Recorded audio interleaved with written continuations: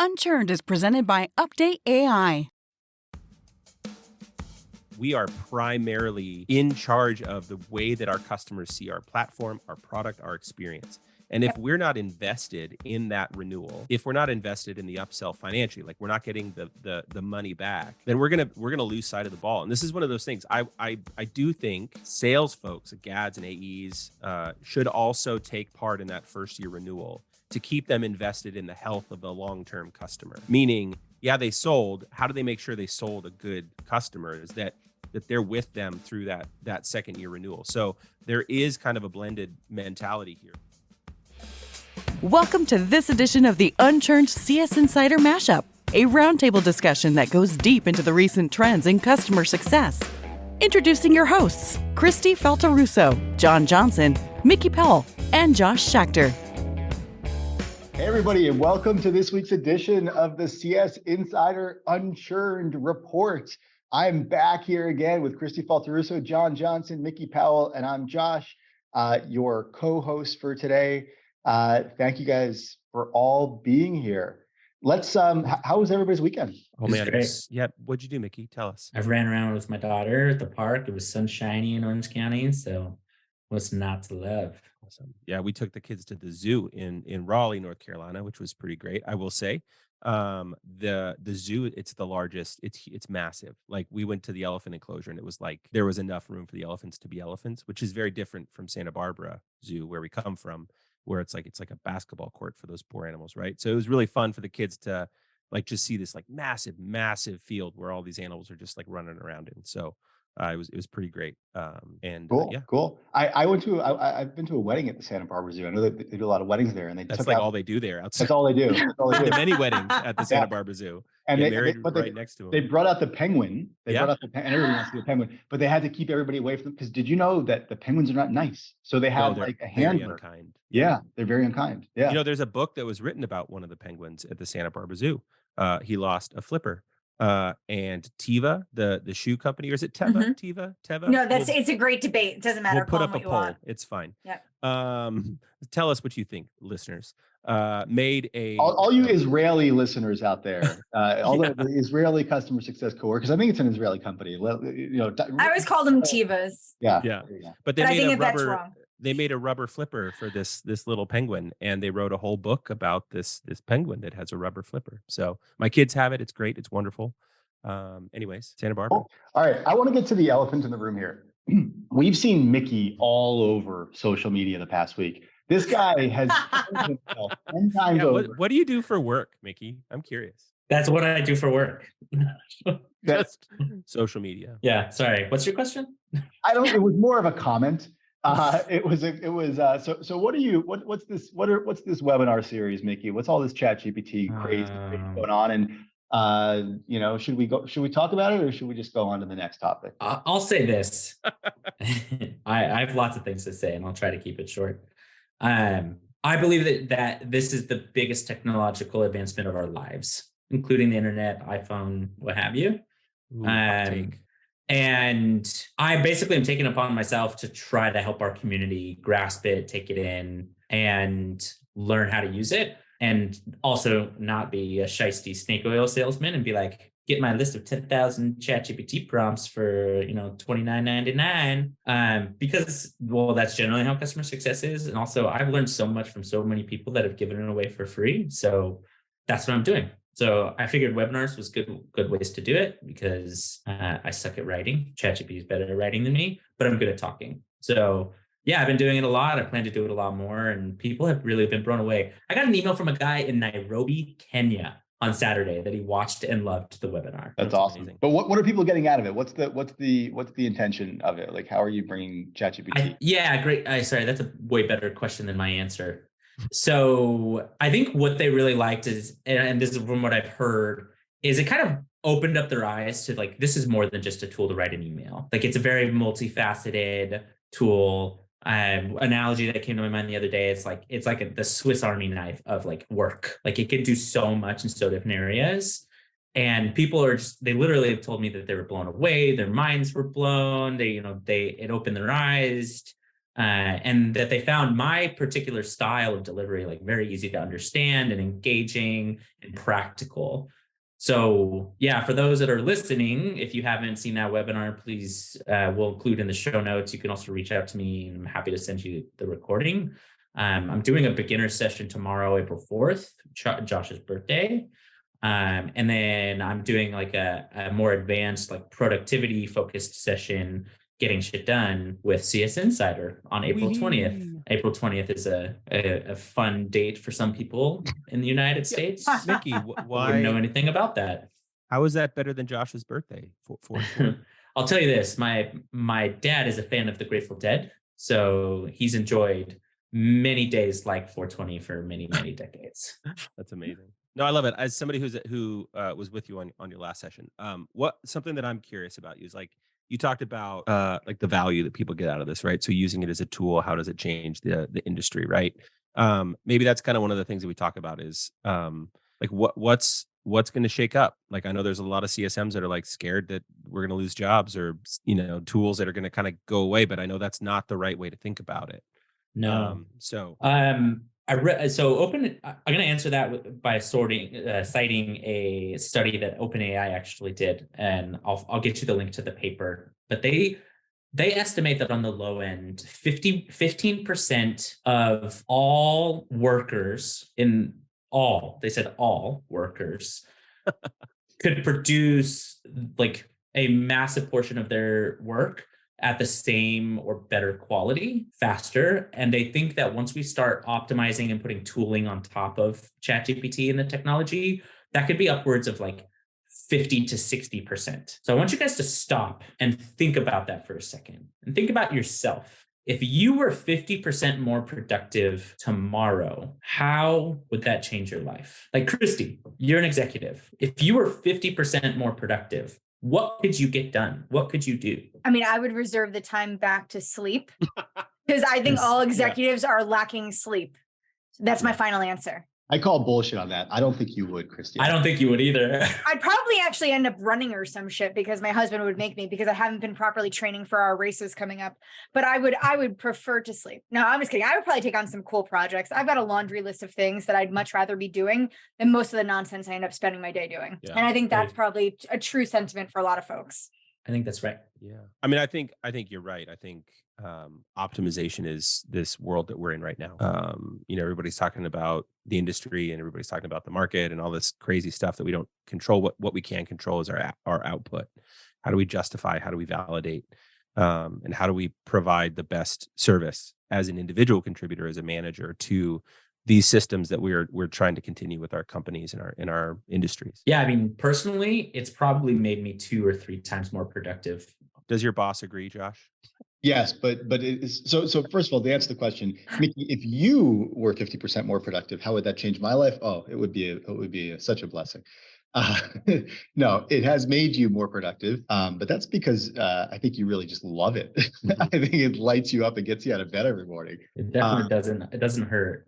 Yeah, it's fun. I mean, I think you're right. It is generational technology, and we are just at the very starting line of what it is going to do for transforming workflows and work streams across so many different functions. So I'm very excited. Yeah. What I also love at the beginning of this, we are jumping into this. Like, there's a lot of in uninformed opinions about what AI and the future of this technology looks like. And what I love about what you're doing and a lot of folks are doing kind of in this space is like, let's also make sure that we're talking about what it's really going to do and what it really could do, so that there is not just this doom and gloom Terminator mentality that everything's going to get replaced with this all-knowing, Sauron-esque eye, but it's actually like, how do we empower and improve life? And you're laying the groundwork with a lot of great examples, and I've loved learning from you. So I'll stop gushing. The one thing that Mickey hasn't talked about yet, because it's fairly new, is last week OpenAI was, came out with information about their new plugin marketplace. Mm-hmm. Now you can be able to tap other information sources into OpenAI, into ChatGPT. So it won't just be that data from 2021. You could actually build data models yourself. Yeah, build data models yourself. You can inject current information from the internet. I haven't played around with this yet, but I'm really excited because like for CS, imagine a use case where, and I don't know how it's going to all like play out, but imagine you want to tap into, there's a plugin to like Confluence or Google Docs or Jira, whatever you're using for your product documentation, right? And now all of a sudden you've got ChatGPT at your fingertips to retrieve information that you can provide to customers from all your Confluence product documentation, or or your Intercom articles, or whatever. That marketplace that is coming out soon, or wherever it is in its life cycle, I'm really excited about that. Yeah, I'm excited for the company. Like literally, like if I want to train it on your individual CSMs emails, like go read the last 1,000 emails that I wrote, or documentations that I personally wrote to you, to learn from my voice, right? And add this personalization of automation, which is really interesting. I remember Guru. Did you guys ever use Guru as a tool? Like the updating playbooks or knowledge base articles like seamlessly across, that's still manual. Like with that type of plugin and with this type of industry, it will allow that to just be magnified in a massive scale. Oh, 100%. I mean, I'm sure the guys at Guru are already doing it. Yeah. Yeah. Chomping at the bits. And I spoke to a product manager at Google this weekend, and he was talking about, he was just switching over departments. And I have a feeling this probably was a confidential conversation, but he never told me. He never, gave the caveat. So well, it's just the three of us. Yeah, just the three of us listening. But I was like, all right, cool. Like, what's your new, group? And it was something like Google Labs or something of that nature. And he said, I'm working on AI for Google, and how AI is going to be basically like everybody's going to get their own personal assistant. Yep. And then effectively, it's like, I guess Google wants to own it. And by the way, like disclaimer here, like insert legal disclaimer, I don't know what the hell I'm talking about right now. This is like paraphrasing a bar conversation with a guy, right? So don't like go and like buy stock in Google or whatever. But like basically Google is building like some kind of platform, operating system, whatever, where like you'll then have all your different marketplace apps on top of that'll do each of the different tasks. And it's like, it's like the OK Google or Hey Alexa. Oh. And I hope that people are listening to this podcast right now on speakerphone, and their machines and devices start listening to them. But right, like, and then it'll be able to, it'll literally be your personal assistant. Like, okay, Google, like go book the next flight to Charlotte, North Carolina for me. And then it's like, go, and like brings up Kayak and it just does it, right? Or like whatever. So I think we're just at the very beginning. Yeah. I love it. That's awesome. I was thinking about it in terms of like entrepreneurs and stuff. And I'm talking and working with one that serves the customer success space. And she's really awesome. She's got all this great experience, but like, she doesn't know how to run marketing. She doesn't know how to build the systems. She doesn't know how to build a landing page. And I was like, one of the ways that this kind of appealed to me, like personal assistant, Josh, but also like, it's like you have your founding team without having to pay and buy and like hire a founding team. Mm-hmm. You have all these people that you can take your specific skill set and you can amplify it. I'm a big fan of Naval Ravikant. He's the guy that started AngelList, mm-hmm. and he's a big time like technological like philosopher. And he previously had said, before even ChatGPT came out, that like people are starting to realize that software is a means to leverage. Like, there's people, right? You can have people that work for you, and that's a form of leverage. Capital, you can use money to create leverage. But software is also a point of leverage. And I was like, that's awesome, but like I don't know how to code, and I'm never going to learn because it's totally beyond me. But now there's this tool that can do so much of it for me. Like I suck at copywriting, and it can do all that for me really well, and I can just tweak it. And so now I'm like, oh my God, we're going to see a further explosion of people saying, I know how to do this one particular thing really well. And then all of the other things that I don't know how to do well, and the systems to scale that can be almost entirely built for me. I think we're going to see this renaissance of entrepreneurship, which is kind of crazy because like there was already a massive boom of entrepreneurship. I think we're going to see even more of it. And I'm really excited by that because like, people like Kristi and John and Josh and all these others that like have entrepreneurial spirit. And it's just for the cost of $20 a month, you have access to people that are in the, somebody who's in the 90th percentile of like most tasks, which is nuts. It's nuts. That's by the way, Mickey is a big advocate of paying the $20 a month for the premium. 100%. Every time we get on call, he's like, John, have you upgraded? John, have you upgraded? Yes, I have. Yeah, I text my brother like twice a week. I'm like, okay, so outside of like, I think it's like the speed, right? Like what's the other thing you get for the $20? So if you pay the $20, you get access to GPT-4, which is much better than 3.5. Like I don't use 3.5 anymore. You also get priority access if there's capacity issues. Yeah. And so that's well worth the price of admission right there. I have not played around with Bing, but Bing, by the way, is just using 3.5 and 4 under the hood. And I have not played around with Google Bard. I signed up yesterday. I'm gonna play around with it this week. But from what I've read from people that are way smarter than me, Google is behind. My guess is they'll catch up eventually. But like I would pay many hundreds of dollars a month for this tool. Like if OpenAI came out tomorrow and said premium is now $400 a month, I would go to Josh and say, I need you to expense $400 a month. But it's well worth that value. And did you put your affiliate link in the comments below? No affiliate link. This podcast I wish. Presented by. Don't tell OpenAI. I mean, I know this is a future conversation, Mickey, but as we're looking through these different webinars that we're talking through, like I would really love to figure out how we can actually teach people how to build a case for not just like the everyday, like, oh, I'm going to have this, edit this email, but like, how do you apply value? How do you track ROI for what you're paying and the value that you're getting out? Right. So, cause I think that's a good point. As CSMs, like this is the thing that we do every single day is like, we coach our customers to like, you got to tell the value of this. And they're like, what does that mean? Most people don't know how to do that, right? Like they don't know how to go back to their boss and say, I can do more. Well, John, if you can help us solve that equation, then please come work for me. I mean, this is like right what Mickey and I are working on, because we know we're saving time with what we're doing at UpdateAI. But the value equation on saving time as a starting point, that's tough, right? Like nobody's monitoring their computers. It's like, how do you benchmark? How do you like set these kind of triggers for what is better and what is worse and what is like you just said that like if they charge me $400 a month, I would pay it. Like there is this equation in the back of your brain that says like, I know that the value of this is X, right? But that is kind of intrinsic at this point, right? It's not like you can just put that on paper and say, now the next person next to me, you should pay $400, right? So that's not the scalable model, right? But as we look into these apps and plug in models and how to train and these cottage industries that are going to come out of this, it's like, how do we start thinking about where this value lies so that we can know where to apply and implement these kind of skills and upskilling that we have with this incredible knowledge model? We need to, because if you don't apply value to it, if you're not calculating the value, then it's just going to be this mushrooming of all these apps that are going to pop up, and they're going to be half of them are going to be useless, right? So like it should be, we as products that are building off of GPT need to be accountable for providing value.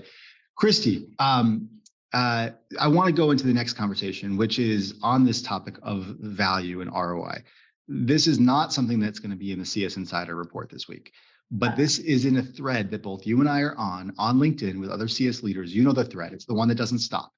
And yes, and this morning, folks are talking. Bob London posed a question to the group saying, "Hey, for all you CS leaders out there, post sales, are you making sure that your customers are calculating the value that they've received from your product? Not like these are the goals and this is like the objective, kind of passively stated, but like specifically after you're using our product, are you quantifying the exact value?" And most people in this thread on LinkedIn that we have who are very seasoned CS leaders said, no, our companies do not do that, which is not shocking, to be honest with you, but is like something that we all talk about. So I don't know, are you doing that at client success? What do you see in the industry with others? Okay, so here's where it's like I get to cheat a little bit, because the competitive advantage that I have is that we actually use our product internally at client success in our customer success team. And so I actually have a solid understanding of what using our technology does for my team and what we can do as a result of it. That said, and so I have to use those models as I do a top-down, bottoms-up analysis to get to our capacity planning, right? But what I don't do today is I don't pass that data on to our customers, and that's definitely a missed opportunity on our part. So like, no, to answer Bob's question, no, we're not doing that today. I think I have better means to do it than most of the folks that are in that group, but I'm just not. So maybe if I use ChatGPT and I save myself 50% more time and I could be more efficient, then I could go and actually do that. It goes full circle. I mean, but I think nobody is, right? Like, I don't think anybody is making sure that the customer knows like the hard number, even even if No, it's you know when they do, when the customer's about to churn, that's when all of a sudden you get this graph that pops up in a deck somewhere that says, "But look what we did." Yeah. That's So that's when magic numbers appear. we actually do this at user testing. So we have we actually implemented this organization within our team called the VMO, Value Management Office, at user testing last year. We actually have 4 like business analysts that work on benchmarking, not just for industry standards but also for customer standards. So when we're looking at for those of you who don't know what user testing does, it's UX and UR, like research and design software. So we help people build things better, and we get data from their customers on the products, the digital and physical products they're building. So what our team does is they go out and they just talk to customers, right? And say, this is how much this person would cost outside of the software. So all of our CSMs are empowered. We've got these wonderful decks and calculators that show if you rip us out, you're going to be spending X versus what you're paying now. But we also have like payback periods. We go really deep into the weeds of showing, for every $2 that you spend, depending on industry, it's like $8 in value and vice versa. And we have those slides for every single CSM so that before we get to the churn event, like halfway through the year, 6 months in, 3 months in, we're talking about the value that our customers are doing. And then we're asking them to validate it. It's like, but it's not, is it hypothetical, or are you giving them their actual numbers? Giving them saying, their hard accurate? numbers. Yeah. Yeah. And have you ever been in a situation where you're like, shoot, you know what? Like, it's not so compelling, but I still got to show it to these guys. Yeah. So we actually did, this is one of the things that with a couple of our key accounts, when we did this exercise last quarter, we had some really deep numbers on customer support, like the value is added for customer support, like reduction in support tickets and all this kind of stuff. And what we didn't actually factor in was the way that they validate those numbers on the back end, right? So how like the cost center versus, revenue center. And they said, well, this isn't important to us because it doesn't affect I don't control those numbers. Like, why are you telling me that you're saving 4 segments, or 4 groups over money? You should go talk to them about that. And so we're like, oh, shoot. So we kind of had a misstep, but we removed that. It wasn't as compelling because it reduced, the quote unquote value by 20%, but it was still a compelling enough number. But that's the thing, is it's not a static number. You've got to be able to go to a customer. I think a lot of times you say, oh, I'm going to wow them with my numbers, and they get like really deflated when it's like, oh, that's wrong. It's like, but that's a really great conversation. Like that helps you understand your customer in a much better way to say, well, tell me how I'm wrong.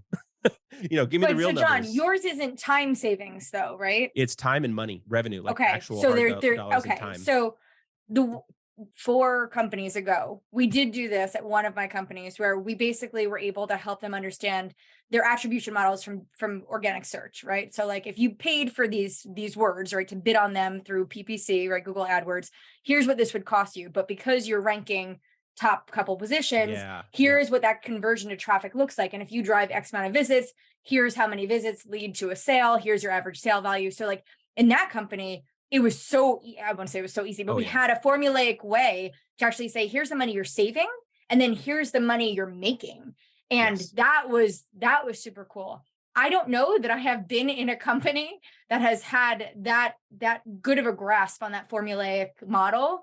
John, it sounds like you did. You have it now. I don't know that I have it, because if it's just time savings, I think that is tougher. Yeah. I mean, and I think that's what it comes down to, is like, if you don't have somebody looking at data models, like if you don't have look at inputs, like see it for your tool, like your CSMs, what they do now, how many hours they spent. I mean, you go through capacity planning and you map what out you could, how many like, I guess the attribution, right, is like, how much does each CSM on average make on your team? Right. If you save them X amount of hours, you just do the attribution back to head count. Right. And so, yes, from that standpoint, you could do it. Okay, I'll write that down. So I got to go use ChatGPT so I can free up some time to get to that later. I'll send you my VMO export so you can take a look at kind of the guidelines that we do. Because that's what it comes down to, is that like, we know that a researcher costs, $180,000 a year. And they I mean, like we could use benchmark averages on CS roles, right? Even if we just said industry, here's what each of these people at these levels on average would be making, and come up with comp bands and then give an average. And then we have their average deal size, right? So like we can also kind of back into some other stuff. And then when you get in front of a customer, you say, these are benchmarks. Like, would you be willing to have that conversation about what your actuals are so that we can give you a more focused number, right? And sometimes they'll give you what their standard price, costs are internally for your customers. Sometimes they won't. But I've found that if you just kind of come to the table with a little bit of like guidance on what those benchmarkings are. Most of the time, they just want to see what other people are doing, right? It's less about where they're at. And it's more like, oh, how do we stack up against your other customers? How do we stack up against other leaders in the industry, the Amazons and the Googles and the, Adobes out there? Yeah.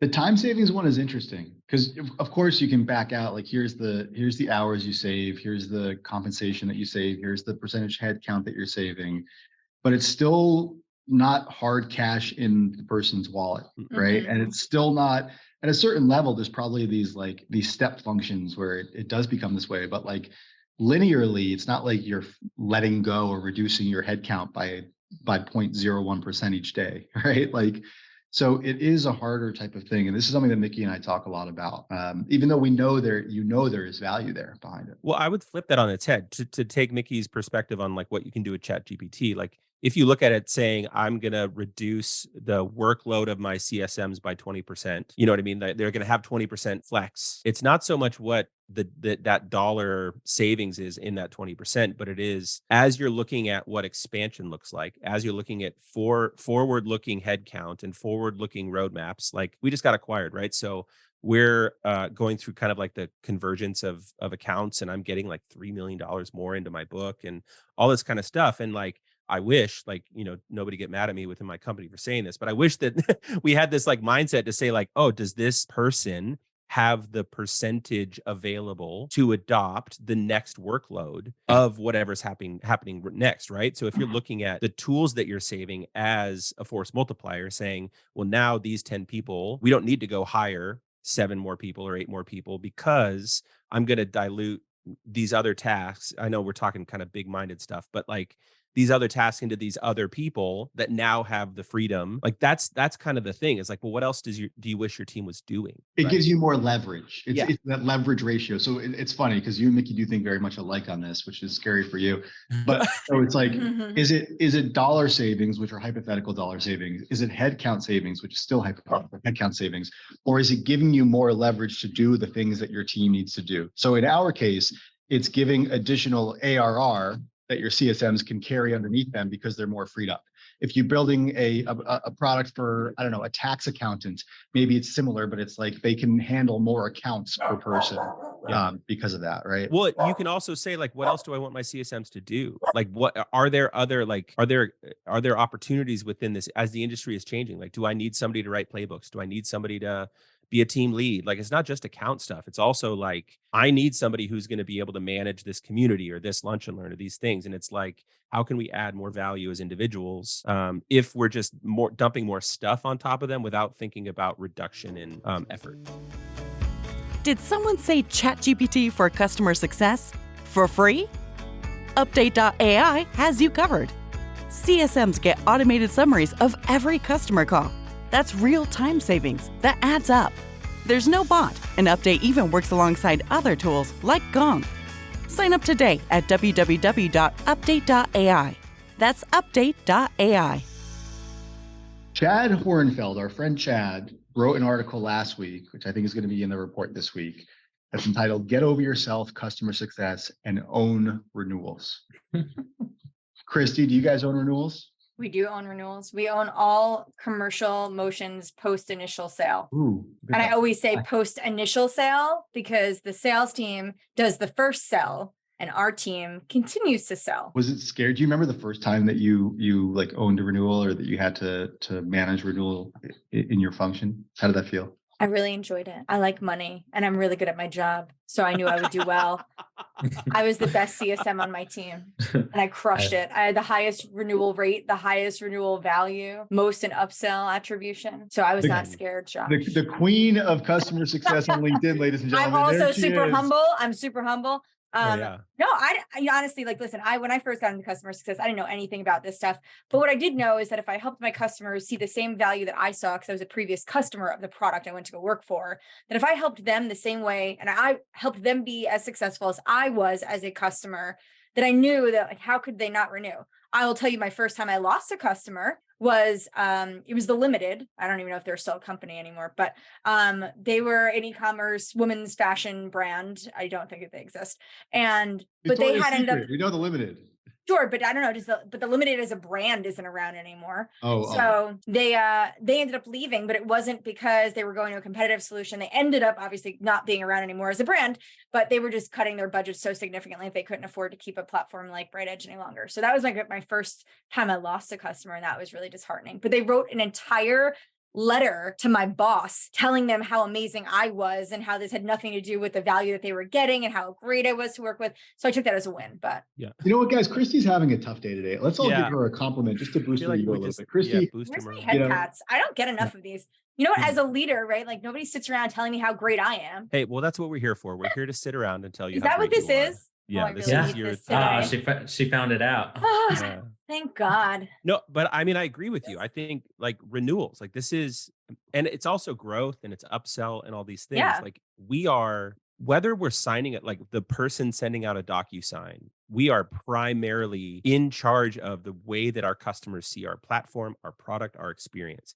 And if Yep. we're not invested in that renewal, if we're not invested in the upsell financially, like we're not getting the money back, then we're gonna lose sight of the ball. And this is one of those things. I do think sales folks, like GADs and AEs, should also take part in that first year renewal to keep them invested in the health of the long-term customer. Meaning, yeah, they sold. How do they make sure they sold a good customer? Is that they're with them through that second year renewal. So there is kind of a blended mentality here, but the CSM is absolutely, whether you have a renewal manager that you're building off of for process, the relationship is the key to that. You know, as a customer of many vendors, I have to say, like, I don't like when the salesperson like swoops back in, swoops and poops, right, as they used to call it in consulting.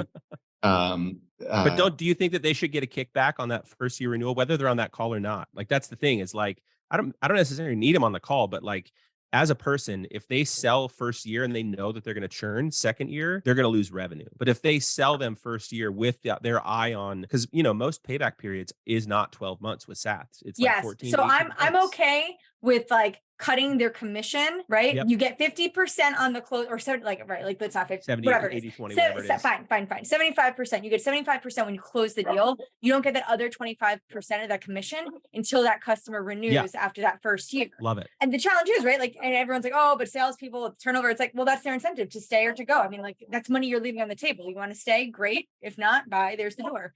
But I think that we should be incentivizing that. I don't see enough companies doing it. No, but I think what we're all talking about is incentives matter, right? And there's a lot of things we can't control for, but like number one, it's really inefficient to bring salespeople back into the motion later. It is. It's like messy. it's just dumb. Now, I will say this, being the token ChatGPT optimist, that like I think it'll make that whole process easier. And this is actually something that Josh and I want to make UpdateAI really good at in the very near future. So that like if salespeople, if there's a time where like they're in the in-between and salespeople are involved, they don't just swoop in and go, I don't know what's going on. Have you done this? And you're like, we've been talking about that for 6 months. Back off. They'll know what's going on. They'll have the context, and I feel for salespeople, by the way. It's not to crap on salespeople. Like they have other things they need to be doing. Yeah. So let's let them do those things. That's actually why I'm so bullish on like UpdateAI is because we know it's in the name or something, Mickey. Update. That's right. Your sales team updated. That's right. I think Josh and his an early advisor, they made sure that it was in the name.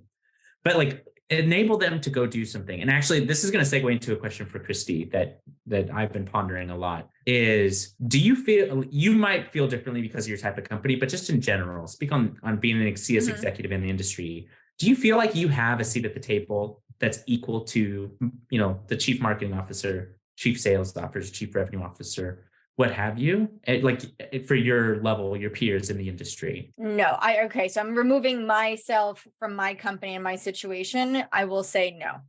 And I can say that confidently because I literally have these conversations with folks all the time who are struggling with this. And it's not that they don't have, listen, it could be a them thing, right? Where it's like they haven't learned how to take advantage of the visibility that they have, right? And so they don't know how to control the narrative. They don't know how to own that spot. But I will definitely say for the leaders that I speak to, they definitely feel like second-class citizens when it comes to marketing and sales and CTOs and like your product people. They don't feel like they're getting the same support and the same We'll just leave it at support for right now. Why not? It's a multitude of reasons, but I sometimes think that because I don't like to play the victim role, right? So I always say, like, if something's not working, do we take a moment to reflect on what we might not be doing and how we can do things a little differently? And I do see similar trends behind what's happening. And so, like I said, I think that folks don't do a great job of talking about the value that their organizations bring. I don't think that they do a great job of advocating for the work. I don't think that they are managing up the way that they need to in many accounts. And so, like, I hate to say it's an us thing, but if I am just speaking as a CS leader who sees other CS leaders do what they do every day, I think that we could be doing things a little bit differently, a little bit better. I love that. Could you and I agree, and I think that's awesome. Could you give us maybe an example of how you've done this and have seen success? Okay, like, I don't know that I've had tremendous success in other companies, which is why I decided that I didn't want to be in those companies any longer. Because listen, some places you can convince folks.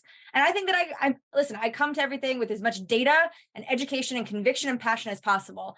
However, some people don't give a shit. And like, that's the reality. And I've had plenty of leaders who told me that sales over CS 100% of the time. And they're like, it's almost without using that exact statement, have said that through their actions and everything else. Yeah. The reason why I transitioned into the role that I'm in is because I finally found an organization, right? I mean, we have to be customer success focused. We are customer success software. I had to find a place that understood what I did and the value I brought in order to feel like I do have fair representation at the leadership level. And I will say, for the first time in my entire professional career, not only do I almost feel like I have more than sales, more than marketing, more than anything, but I do believe that that's a product of the environment and the market that I work in. Now, if I was going to take my same thing and go somewhere else, I'm going to tell you, like, I think it's just a problem with our inability to showcase value and that ROI and the way that you do it. Renewals, growth, right?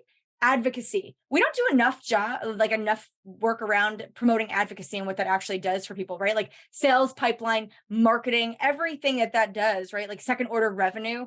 I don't see anybody spending enough time focused on things like that. And so I think that's the big problem, is that until we can get really tight on articulating stories around the metrics and the value that we bring, we're never going to have fair representation. God, that was brilliant. Yeah, it's almost like your function good. needs to drive the organization's growth. Otherwise, why the F do you exist? And they believe it. Listen, every leader I talk to believes it, and they know why they exist. They're struggling internally with whether it's personalities or beliefs or lack of education to just get there, right? And it is hard what we have to do because we have to sell ourselves in these organizations that aren't bought in.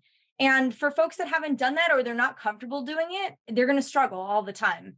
And it's sad because I keep seeing a lot of CS teams being dissolved and all the work that we do kind of being distributed, whether it goes back to sales or to marketing or a little bit over to product or support or wherever. And it's only going to continue to happen if we can't prove our value. Guys, I think we're out of time. My dog just took a piss in the corner of the conference room that I'm in right now. And we're also, 40 minutes or so. So it's the confluence of both things here coming together for me. This was a great chat. We'll do it in 2 weeks. Thanks, everybody. Thank you. Thank you. Bye, guys. Hey, guys, it's Josh. Don't hang up. If you enjoyed this episode, you know what? Even if you didn't, I'd love for you to give us a rating in iTunes or Spotify. And after you do, email me at josh@update.ai with the name of your favorite charity, and my company, UpdateAI, will make a donation on your behalf. I'd love to connect with each of our listeners. Send me a LinkedIn request and I'll accept it immediately. Just go to www.update.ai/LinkedIn and it'll redirect to my profile. Thanks.